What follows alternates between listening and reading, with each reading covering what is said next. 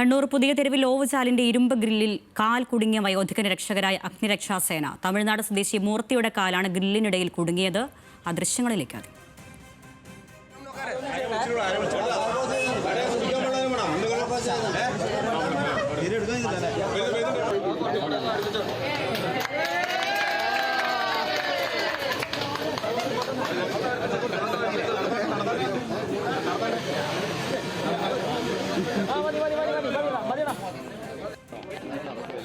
നിഖിൽ നൽകും കണ്ണൂരിൽ നിന്ന് വിവരങ്ങൾ. നിഖിൽ, എങ്ങനെയാണ് ഈ അപകടം ഉണ്ടായത്? അദ്ദേഹത്തിന്റെ കാലിന് കാര്യമായ പരുക്കുണ്ടോ?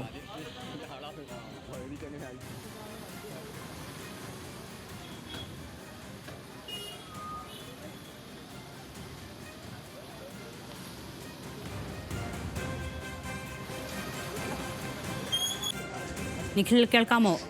എപ്പോഴാണ് ഈ അപകടം ഉണ്ടായത്?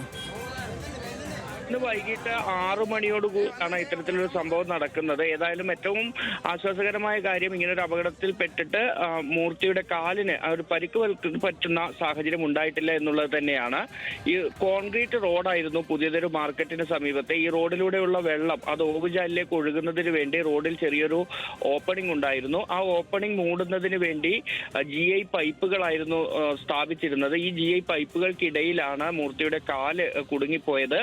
കാല് താഴോട്ട് പോയി പിന്നീട് കാൽമുട്ടിന്റെ ഭാഗം അതിന് താഴേക്ക് പോയതോടുകൂടി മുകളിലേക്ക് വലിച്ചെടുക്കാനായില്ല. ഇങ്ങനെയാണ് അദ്ദേഹം അവിടെ കുടുങ്ങിപ്പോയത്. ഉടൻ ഫയർഫോഴ്സിനെ വിവരം അറിയിക്കുകയും ഫയർഫോഴ്സ് എത്തി ഫയർഫോഴ്സിന്റെ കയ്യിലുള്ള ഹൈഡ്രോളിക് ഉപകരണങ്ങൾ ഉപയോഗിച്ച് ഈ ഗ്രില്ലുകൾ അകത്തുകയും അതിനുശേഷം കാല് വലിച്ച് പുറത്തേക്ക് എടുക്കുകയുമായിരുന്നു. ഏതായാലും പരിക്കേൽക്കാതെ അദ്ദേഹത്തെ രക്ഷിക്കാൻ സാധിച്ചു.